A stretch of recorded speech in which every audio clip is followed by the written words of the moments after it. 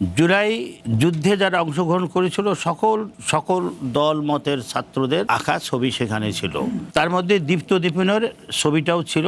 এখন সে তার কোনো একটা দৃষ্টিভঙ্গি থেকে এইটাকে ২৪কে ভারী দেখিয়েছে। তার কিন্তু একটা চিঠি আছে, তাকে শোকজ করেছিল রাজশাহী বিশ্ববিদ্যালয় কর্তৃপক্ষ।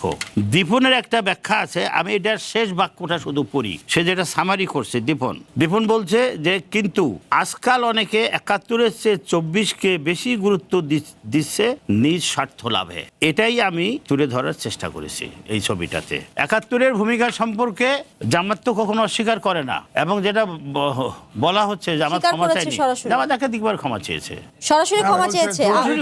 একাধিকবার। কিন্তু যদি কেন এগুলো ছিল, এটা নিয়ে গত বছরও শেষের দিকে একটা বিতর্ক, সব কথা বলার সুযোগ দেন আপনারা। যদি কখনো শোনেন, যদি কখনো সব কথা বলার সুযোগ দেন তখন যদির ব্যাখ্যা দেওয়া যাবে, কিন্তু যদির ব্যাখ্যা দেওয়া দিতে যে কোনো বিতর্কের সৃষ্টি করা সমীচীন নয়। দাঁড়িপাল্লার এক পাশে ৭১ এবং অন্য পাশে ২৪ লেখা পাল্লাটি খানিকটা নিচের দিকে, অর্থাৎ ভারী হিসেবেই দেখানো হচ্ছে ৭১ থেকে ২৪ ভারী। সৈয়দ ইমরান সালে প্রিন্স বলছিলেন জামায়াত কি আসলে সুকৌশলে মুক্তিযুদ্ধের ইতিহাস বিকৃত করার চেষ্টা করছে কিনা, ২৪ দিয়ে আসলে ৭১কে ঢাকার চেষ্টা করছে কিনা, এই বিষয়ে কি বলবেন? আচ্ছা, এবারে এই আলোচনাটার সূত্রপাত হয়েছে বিএনপির সিনিয়র যুগ্ম মহাসচিব রিজভী ভাইয়ের একটা বক্তব্য থেকে। ওখানে কিন্তু দুটো প্রসঙ্গ আছে।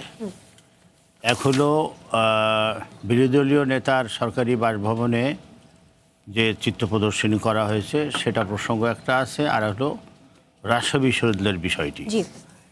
তো এ ব্যাপারে আমাকে একটু সময় দিতে হবে কথা বলার। জি বলেন।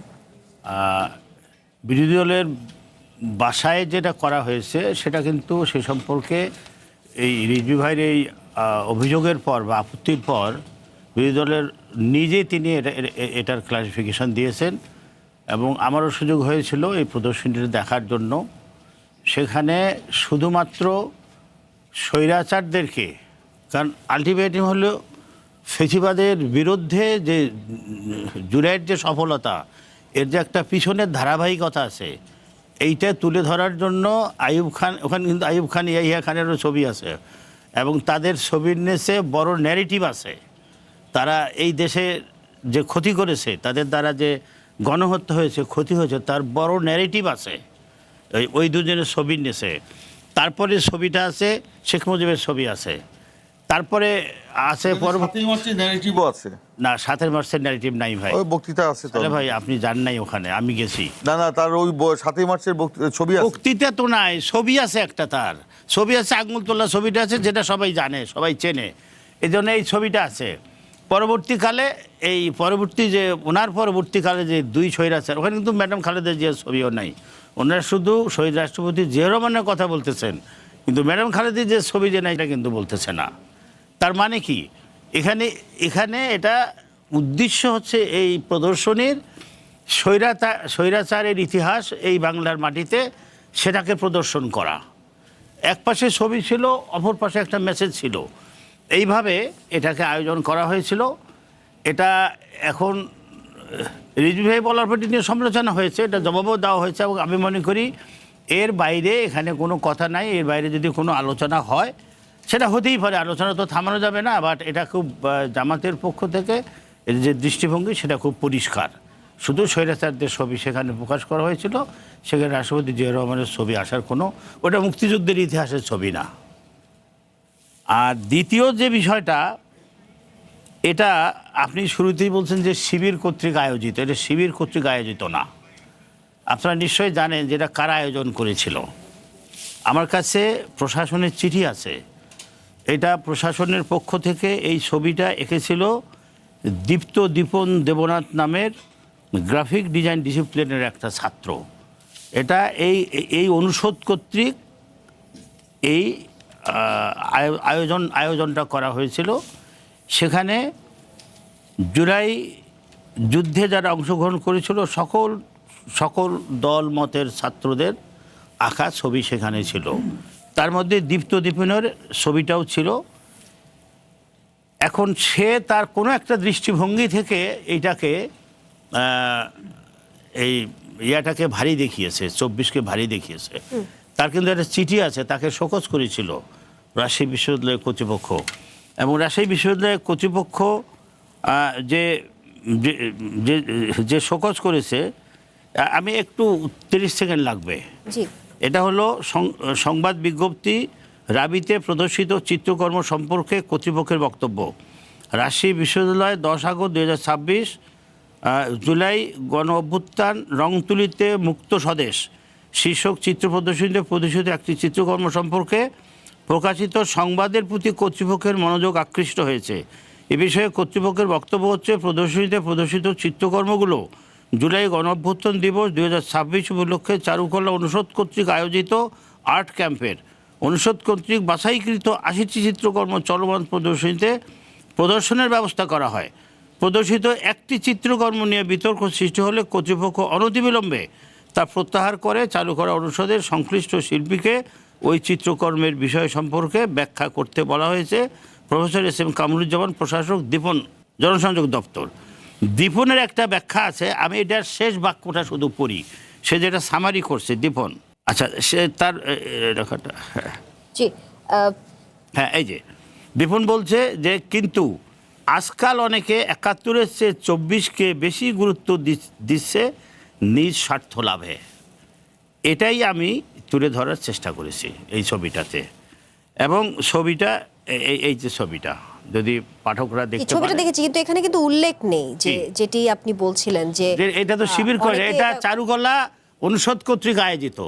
এখন মেসেজটা হচ্ছে শিবির করেছে। This is a wrong message. Wrong message দিয়ে আলোচনা করার দরকার নাই তো। 71 সম্পর্কে জামাতের যে ভূমিকা, জামাত এটা কখনো অস্বীকার করেনি, অস্বীকার করেছে। রাজশাহী বিশ্ববিদ্যালয় যে শিবির সালে দ্বারা ভাই, নিয়ন্ত্রিত সালে ভাই, সবাই জানে। ভাই ওটা পাকিস্তান আমল, আমি পাকিস্তান এখনো শিবির দ্বারা সবসময় রাজশাহী নিয়ন্ত্রিত। বিশ্ববিদ্যালয়ের ছাত্র ছিলাম, ইদানিং তো আরো বেশি নিয়ন্ত্রিত। তখনও সেখানে শিবিরের এবং সেখানে সেখানে ভাই, আমি একটু অনুষদে কথা কারা বলি, কারা ভাই। আছে, কারা কারা পোস্টিং হয়েছে, কোন ভাবাদর্শের শিক্ষকরা এই ওখানে প্রশ্নে আছে আমি সবাই আসলে- জানে। একটু দ্বিতীয় কথা বলি ভাই, প্রশ্নটি আপনি করতাম, অনেক জি। কথা বলছেন, একটু কথা বলি, অসুবিধা নাই। 71-এর ভূমিকা সম্পর্কে জামাত তো কখনো অস্বীকার করে না। এবং যেটা বলা হচ্ছে জামাত স্বীকার ক্ষমা করেছে চায়নি, সরাসরি। জামাত একাধিকবার ক্ষমা চেয়েছে।